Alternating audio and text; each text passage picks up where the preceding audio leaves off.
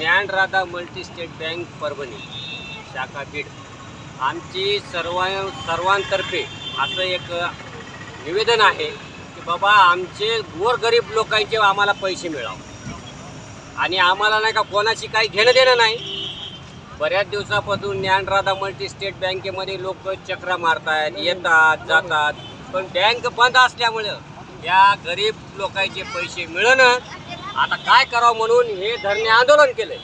आता या धरणे आंदोलनाच्या माध्यमातून आम्ही नाही का कुटे साहेबांना हे नम्र विनंती करतो की बाबा आमचे पैसे आम्हाला उपलब्ध कसे होईल आणि ते लवकरात लवकर ही अपेक्षा आहे. तुम्ही 2 शब्द बोला.